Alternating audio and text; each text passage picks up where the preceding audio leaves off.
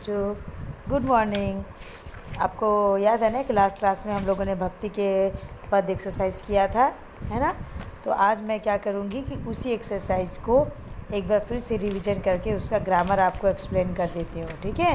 तो आपको ग्रामर और एक्सरसाइज दोनों क्या होंगे कि क्लियर हो जाएंगे, क्योंकि ये ऐसे हैं कि इसमें जो बहुत सारे शब्द आए हैं जिसके शब्दार्थ आपको जानने चाहिए, है ना।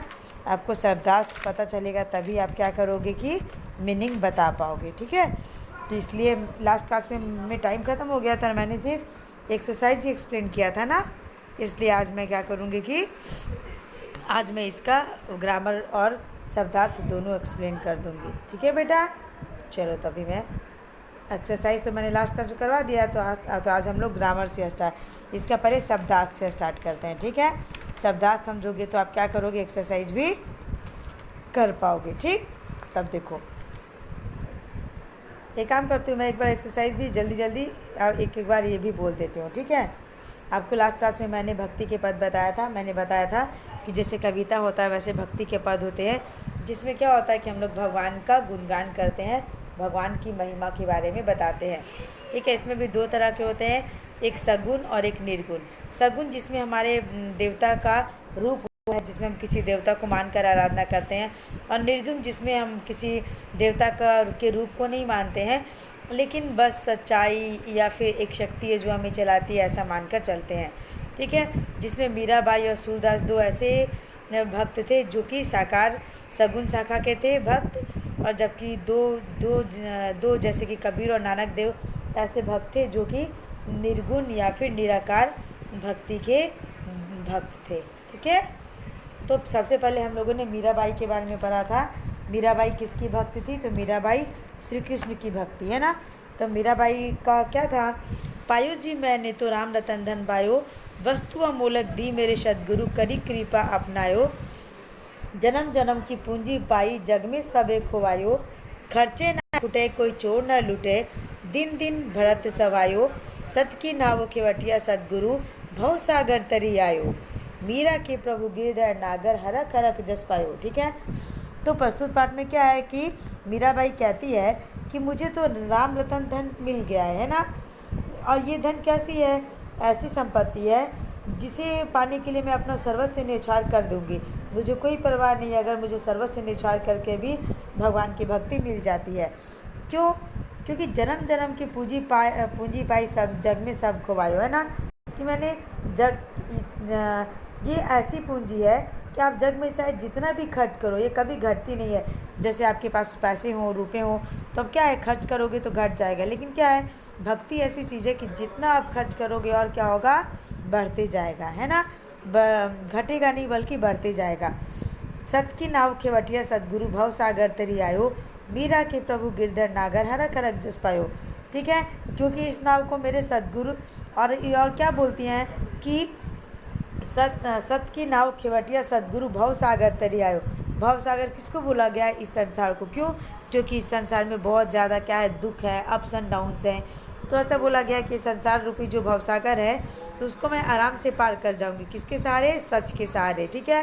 क्यों, क्योंकि ये जो नाव है, जो सच का नाव है, वो उसको कौन चला रहा है, खुद भगवान, साक्षात भगवान चला रहे हैं, ठीक है। मीरा बोलती है कि मेरे तो प्रभु श्री कृष्ण है जिसका मैं प्रसन्नतापूर्वक गुणगान करती हूँ, ठीक। नेक्स्ट जो हम लोग पढ़ने जा रहे हैं ये सूरदास की पंक्तियाँ हैं, ठीक है। इसमें सूरदास श्री कृष्ण के भक्त हैं। उनके जो पद होते हैं अधिकतर श्री कृष्ण के बाल रूप का ही वर्णन करते हैं। मैया मोरी मैंने ही माखन खायो, भोर भय गैयन के पीछे मधुवन मोही पठायो, ठीक है। चार पहर बंसी बट भट गयो, सांझ परे घर आयो, ठीक है। ऐसा बोलते हैं, इसमें सूरदास बोलते हैं कि हे मैया, क्या होता था कि सब कोई, जब श्री कृष्ण को माखन बहुत पसंद है, आपको पता ही है, वो हमेशा क्या करते थे, सबका माखन खा जाते थे। फिर सब आकर देवकी माँ से क्या होता था, आकर कंप्लेन करते थे, तो यशोदा माँ से कंप्लेन करते थे। तो यशोदा माँ से तो श्री कृष्ण इस पद में, इन पंक्तियों में सूरदास क्या कर रहे हैं कि श्री कृष्ण के द्वारा अपनी माँ को सफाई देने का रूप प्रस्तुत कर रहे हैं। श्री कृष्ण माँ यशोदा से कहते हैं, माँ मैंने माखन नहीं खाया है, मुझ पर लोग झूठा आरोप लगा रहे हैं ना। मैया मैंने ही माखन खायो, भोर भय गयन के पीछे मधुवन पो ही पठायो। मैं तो सबसे सुबह हुई, जब से प्रातः हुआ है मैं मधुवन में गायों को चराने चली जाता हूँ और पूरे दिन मधुवन में भटकता रहता हूँ। चार पहर बंसी बट भटक्यो, सांझ पे घर आयो। है ना, मैं सुबह से शाम तक क्या है कि चारों पहर गाय ही चराता रहता हूँ, जब शाम होता है तो वापस आता हूँ। है ना, मैं बालक बहन को छोटो, छीको के ही विधि पायो। छीको यहाँ मतलब जिस पात्र में मक्खन रखा जाता है उसके बारे में बताया गया है। मैं तो बहुत छोटा बालक हूँ, मेरे हाथ भी इतने छोटे हैं, तो मैं उतने ऊपर वाले बर्तन पात्र को कैसे छू पाऊँगा और उससे माखन कैसे निकालूंगा। ग्वाल बाल सब बैर परे हैं, बरबस मुख लपटायो। ये जो ग्वाल बाल है ना, मतलब जो सब बच्चे हैं ग्वाले के, वो सब क्या है कि मुझसे जलते हैं, मुझसे चिढ़ते हैं, इससे ज़बरदस्ती मेरे मुंह पे क्या करते हैं, माखन मल देते हैं। जिए तेरे कछु भेद उपजही, जानी पर आयो जानो। मुझे तो लगता है तुम्हारे मन में भी जरूर मेरे प्रति कोई भेद है, क्योंकि मैं तुम्हारा जना हुआ, तुम्हारा पैदा हुआ नहीं हूँ ना, इसलिए। यह ले अपनी लपटी कमरिया, बहुते नाच नचायो। बोलते लो अपना ये कंबल लो और अपना डंडा लो, अब मैं गाय चराने नहीं चरा जाऊंगा, बहुत चरा लिया मैंने गायों को। है ना, जब श्री कृष्णा ऐसी ऐसी बातें अपनी माँ को सुनाते हैं, यशोदा माँ क्या करती हैं कि हंसकर उन्हें अपने गले से लगा लेती हैं। सूरदास तब भी हंसी जशोदा, ले उर कंठ लगायो। मतलब कंठ मतलब गले से लगा लेती है, बिहसी मीन्स हंसकर, जशोदा मीन्स यशोदा माता। ठीक है, दो क्लियर हो गया। तीसरा सुनो, ये कबीरदास का है। बोको कहाँ ढूंढे बंदे, मैं तो तेरे पास में, ना मैं देवला ना मैं मस्जिद, ना कावे कैलाश में, ना तो कौन से क्रियाक्रम में, ना ही योग वैराग में, खोजी होए तो तुरंत मिली ही पल भर की तलाश में। कहे कबीर सुनो भाई साधो, सब श्वासों की सांस में। अब इन भक्तियों में कबीरदास क्या कह रहे हैं, मनुष्य से कह रहे हैं कि मनुष्य मुझे कहाँ तुम ढूंढने जाते हो, आप मुझे मंदिर मस्जिद गिरजाघर काबा कैलाश में मत ढूंढो, मैं तो तुम्हारे पास हूँ, तुम्हारे हृदय में हूँ। तुम कोई भी क्रिया कर्म करो, कोई भी पूजा पाठ करो, कोई भी यज्ञ वगैरह वैराग करो, मैं उसे नहीं मिलूँगा। अगर तुम अपने मन से इच्छा से मुझे तलाश करोगे तो पल भर की तलाश में मिल जाऊंगा। क्यों? क्योंकि मैं तो तुम्हारे सांसों में समाया हुआ हूँ, तुम्हारे अंदर बसा हुआ हूँ। है ना, तो मुझे वो मनुष्य इधर उधर मत ढूंढो, अपने अंदर ढूंढो, मैं तुम्हें पल भर की तलाश में अपने अंदर ही मिल जाऊंगा, क्योंकि मैं तुम्हारे सांसों में बसा हुआ हूँ। ठीक है, लास्ट वन देखो, ये नानक देव का है। काहे रे बन खोजन जाई, सर्वनिवासी सदा अलेपा, तो ही संग समाई। पुष्प मध्य ज्यो बास बसत हैं, मुकुर मही जस छाई। जैसे ही हरि बसे निरंतर, घट ही खोजो भाई। बाहर भीतर एक जैनो, यह गुरु ज्ञान बताई। जन नानक बिन आपाची ने, मिटे ना भ्रम की काई। ठीक है, अब देखो इन पंक्तियों में नानक देव कहते हैं कि हे मनुष्य तुम मुझे इन पंक्तियों के द्वारा क्या होता है, गुरु नानक मनुष्यों की अज्ञानता को दूर करना चाहते हैं। वो कहते हैं कि मनुष्य तुम मुझे कहाँ ढूंढ रहे हो, मैं तो हर जगह तुम्हारे साथ ही समाया हुआ हूँ। कैसे समाया हुआ हूँ? जैसे पुष्प मध्य जो बास बसत है, जैसे आप फूल जब लेते हो तो खुशबू तो उसके साथ आपने आप आ जाती है। ऐसा तो नहीं है फूल अलग से आती है और खुशबू अलग से आते हैं, ऐसा नहीं है ना। तो जिस तरह फूल में खुशबू है और मुकुर मही जस छाई, है ना। और जिस प्रकार आईने में जब आप आईने को देखते हो कि जिस तरह आपकी छाया समाहित होती है, जिस तरह जही तैसे ही हरि बसे निरंतर, घट ही खोजो भाई। है ना, मैं वैसे ही हृदय में तुम्हारे बसा हुआ हूँ। जैसे फूलों में सुगंध बसा हुआ है, आईने में छाया समाहित है, इसी तरह मैं भी तुम्हारे अंदर समाहित हूँ। वो और बाहर भीतर एक जानो, यह गुरु ज्ञान बताई। ठीक है, ऐसा फिर क्या बोलते हैं नानक देव, ऐसा बोलते हैं, ईश्वर तुम्हारे अंदर बसे हैं, तुम उन्हें वहीं देखो, बाहर कहीं ढूंढने की ज़रूरत नहीं है। गुरु यह बताते हैं कि आत्मा हो या परमात्मा सब एक ही है। मतलब हमारे जो ईश्वर परमात्मा हैं वो हमारे अंदर यानी आत्मा के अंदर बसे हैं। मतलब अंदर बाहर सब एक ही जानो। तुम बाहर परमात्मा को मत ढूंढो, तुम्हारे आत्मा के अंदर है। परमात्मा क्या हुआ जिसको हम लोग बाहर ढूंढते हैं? आत्मा कौन है? जो हमारे अंदर है। तो बाहर भीतर एक ही जानी मीन्स आत्मा या परमात्मा दोनों को एक ही जानो। गुरु हमें यह ज्ञान बताते हैं। ठीक है। और जब तुम्हारे मन से ये अज्ञानता मिट जाएगा, ये भ्रम मिट जाएगा, तो तुम्हें समझने में देर नहीं लगेगी कि मैं तुम्हारे अंदर हूँ, तुम मुझे ढूंढने कहीं भी नहीं जाओगे। ठीक है। अब इस पर जो आपने जो भक्ति पद पर उससे आपको क्या शिक्षा मिलती है? भक्ति का, ईश्वर से प्रेम का और संसार की नश्वरता। मतलब ये जो संसार है ना वो नश्वर है, नष्ट होने वाला। हम में से कोई भी हमेशा के लिए रहने के लिए नहीं आया है। इस पाठ से हमें यही ज्ञान मिलती है। ठीक है। अब अर्थ देखो, अर्थ बताती हूँ मैं। अर्थ हो गया आपका सबसे पहले अमूलक। अमूलक मतलब होता है अमूल्य, मतलब जिसका कि कोई मूल्य नहीं होता है, प्रीसियस। ठीक है। फिर है कृपा। कृपा मंत्र होता है कृपा, भगवान की कृपा बनी रहे बोलते हैं ना वो। नेक्स्ट है हरक। हरक मीन्स होता है हर्ष या प्रसन्नता। ये पहले ये देखो जायो, थर्ड नंबर में क्या? जायो। जायो मीन्स होता है, जायो मीन्स होता है जन्मा हुआ। क्या होता है? ये देखो जायो मीन्स होता है जन्मा हुआ। ठीक है। हरक मतलब होता है हर्ष या प्रसन्नता। बैर मतलब होता है शत्रुता। बैर मतलब क्या होता है? शत्रुता। ठीक। फिर भेद मतलब होता है कोई भेदभाव या अंतर। ठीक। अलेपा मतलब होता है निराकार। निराकार मतलब जिसका कोई आकार नहीं होता है ना, जैसे बोलोगे ना पानी का कोई आकार नहीं होता है, उसी को निराकार बोलते हैं। ठीक है। फिर बास। बास मतलब गंध या स्मेल। घट मतलब क्या होता है? हृदय। सर्वनिवासी मीन्स सब जगह रहने वाला। ठीक। मस्जिद। मस्जिद मतलब होता है इबादत की जगह, जहाँ जो मुस्लिम हैं प्रणाम करने जाते हैं, पूजा करने जाते हैं, उसको क्या बोलते हैं? इबादत करने की जगह बोलते हैं। ठीक है। नेक्स्ट है काबा। काबा का अर्थ होता है मक्का मदीना तीर्थ स्थल पर स्थापित विशाल काला पत्थर। मक्का मदीना एक तीर्थ स्थान है जहाँ पे काला पत्थर स्थापित किया हुआ है, उसको ही हम लोग काबा कहते हैं। ठीक है।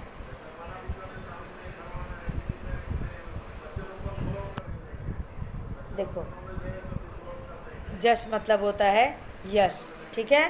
पूंजी मतलब होता है धन या संपत्ति। खुटाई मतलब होता है कम होना। ठीक है। भोर मतलब सुबह। ठीक है। बरबस मतलब होता है ज़बरदस्ती। आप किसी से कोई ज़बरदस्ती काम कर बोलते बरबस या काम करवाई जा रहा है। ठीक है। परायो मतलब होता है दूसरा। समाई मतलब होता है समाहित, मतलब उसके अंदर समाया हुआ है बोलते हैं ना, उसके अंदर घुसा हुआ है। मुकुर मतलब होता है दर्पण। क्या होता है? दर्पण। भ्रम मतलब होता है अज्ञान। देवल मतलब होता है देवालय पूजा का स्थान। गिरिधर मतलब होता है गिरि को धारण करने वाले श्री कृष्ण। गिरिधर किसको कहा गया? श्री कृष्ण को। उनको गिरिधर क्यों बोला जाता है?